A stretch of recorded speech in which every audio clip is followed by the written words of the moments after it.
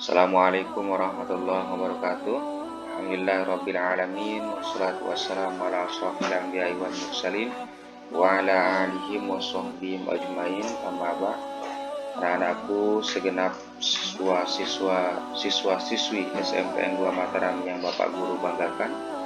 Pada kesempatan pagi hari ini, anak-anakku kembali lagi kita bersama belajar dalam mata pelajaran pendidikan agama Islam kelas 9. Pada kesempatan pagi hari ini kita akan belajar tentang zakat ya anak-anakku. Kita belajar dari pengertian zakat, kemudian macam-macam zakat, siapa saja yang akan pengertian zakat, kemudian kita akan belajar tentang hukum zakat, kemudian macam-macam zakat, terus kemudian hikmah apabila kita mengeluarkan zakat, dan bagaimana pengelolaan zakat di Indonesia. Namun ini mungkin poin yang terakhir itu sebagai tambahan dari Bapak Guru. Yang pertama kita akan belajar tentang pengertian zakat. Pengertian zakat karena zakat ini adalah sebuah rukun Islam kita ya anak-anakku. Bunyal Islam syahadatu an la ilaha illallah wa anna Muhammadar Rasulullah, aqimus sholat dan wa itauz zakat ya. Itu anak-anakku. Pengertian zakat itu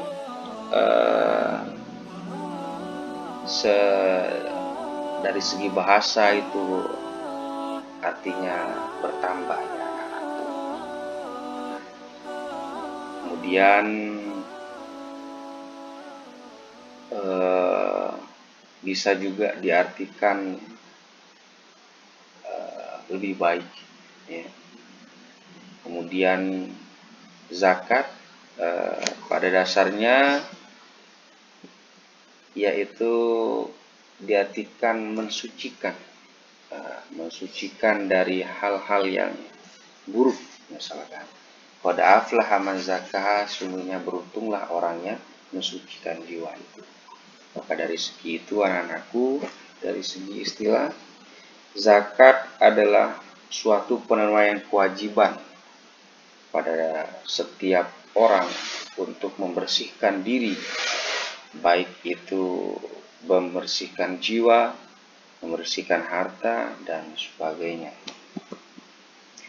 Hukum kita mengeluarkan zakat anak-anakku yaitu fardu ain, yaitu fardu ain itu wajib fardu ya anak-anakku, yaitu suatu keharusan yang namanya fardu ain. Dan dalam Al-Quran Allah Subhanahu wa Ta'ala surat Al-Baqarah ayat 43, wa aqimus sholata wa itauz zakat, dan dirikanlah sholat dan tunaikanlah zakat. Jadinya ini adalah suatu perintah, dan dirikanlah sholat dan tunaikanlah zakat. Al-aslu fil amri lil wujub kalau kita fikihnya anak-anakku. Jadinya perintah untuk melakukan sholat, terus kemudian melakukan zakat itu maka hukumnya itu wajib ain, yaitu maka hukumnya harus ya anak-anakku.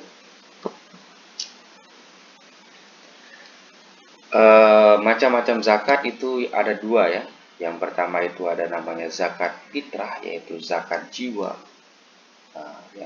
Yang selanjutnya itu namanya zakat mal, yaitu zakat harta.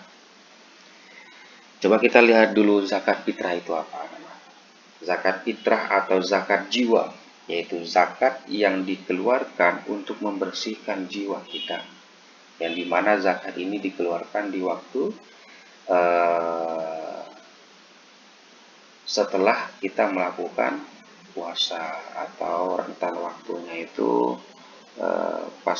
bisa pas waktu kita berpuasa begitu, dan batas akhirnya itu ketika melaksanakan Idul Fitri. Kemudian siapa saja orang yang mengeluarkan zakat fitrah ini anak-anakku?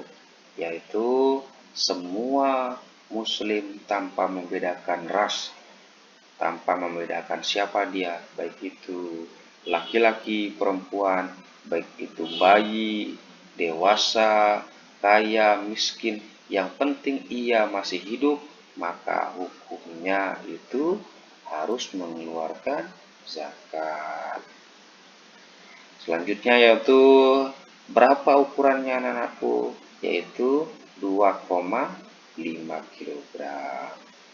Nah, jadinya kalau menurut Abu Hanifah boleh uh, zakat itu diuangkan, yaitu dengan membayar sesuai dengan harga makanan pokok. Itu menurut Abu Hanifah waktu itu.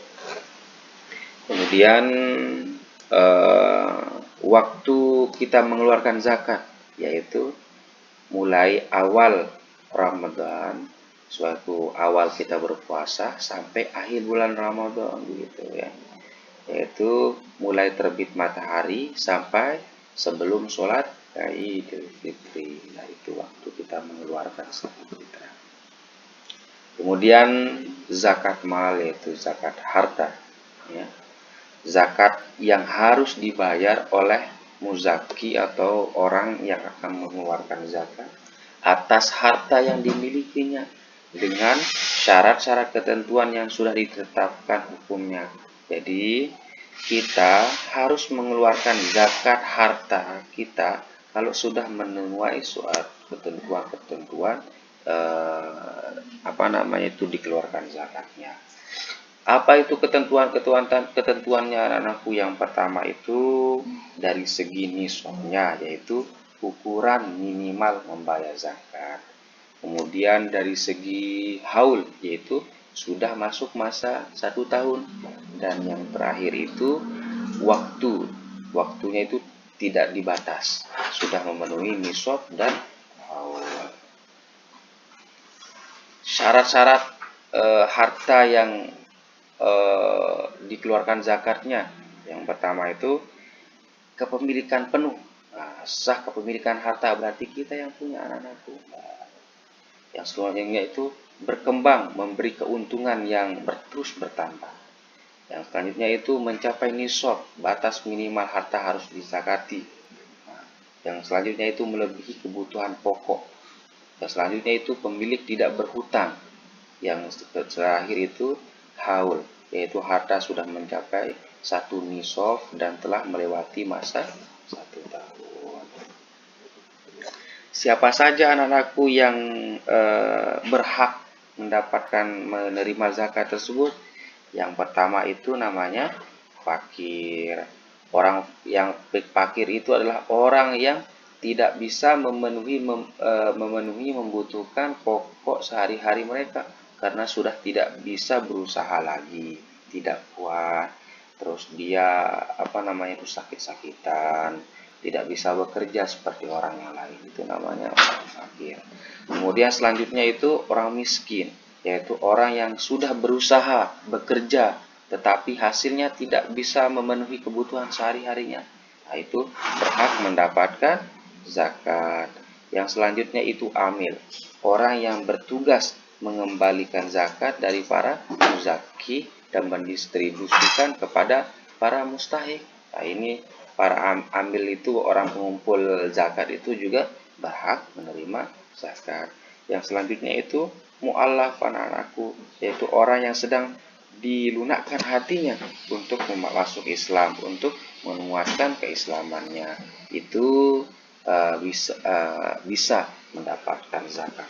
Kemudian itu ada juga budak ya, atau hamba sahaya, kemudian gorimin, itu juga bisa mendapatkan zakat. Apa itu gorimin? Gorimin adalah orang-orang muslim yang mempunyai hutang dan tidak mampu untuk membayarnya. Nah, begitu. Yang selanjutnya itu fisabilillah, orang yang sedang bekerja ikhlas, berjuang di jalan Allah atau sesuatu yang diproyeksikan untuk kepentingan di jalan Allah Subhanahu wa taala. Atau yang selanjutnya itu adalah orang yang sedang musafir anak-anakku.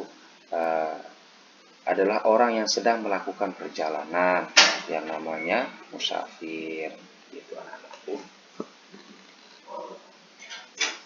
Dan ini adalah apa namanya itu proyeksi dari zakat mal ya. Ya, jadinya ini adalah proyeksi, ada emas, perak, uang, harta perniagaan, hasil pertanian, hewan ternak, hasil tambang, dan barang temuan. Ini yang harus dizakatkan apabila sudah mencapai masa haulnya. Begitu anak-anak. Nah, ini besaran zakat mal ya anak-anakku. Kalau jenis harta emas, misalkan nisabnya 20 dinar, 93,6 gram, kemudian besar zakatnya itu 2,5%. Ini zakat yang dikeluarkan, begitu anak-anakku. Kemudian ada perak, kemudian uang senilai dengan 93 gram emas, itu 25% zakatnya ya. Harta perniagaan, hasil pertanian sebanyak 5 wasak ya, baru dizakatkan. Ada binatang ternak, misalkan lebih dari 5 ekor sapi atau kerbau, lebih dari 30 ekor kambing, lebih dari 40 ekor, kemudian itu baru bisa dimasakkan, begitu ya anakku. Hasil tambang dan sebagainya. Hikmah kita menunaikan zakat yaitu memperoleh ridha Allah Subhanahu wa taala, membersihkan harta, memelihara harta yang lebih barokah, dan sebagai wujud syukur kita kepada Allah Subhanahu wa taala. Hikmah zakat menjauh sifat tercela, mengurangi kemiskinan, penyemangat dalam kita berusaha. Baik anak-anakku, mungkin hayat ini membelajarkan kita tentang zakat pada pagi hari ini. Semoga bisa bermanfaat buat anak-anakku. Kita akan lanjutkan minggu depan. Terima kasih atas perhatiannya. Allahul muwaffiq ila aqwamit thoriq. Assalamualaikum warahmatullahi wabarakatuh.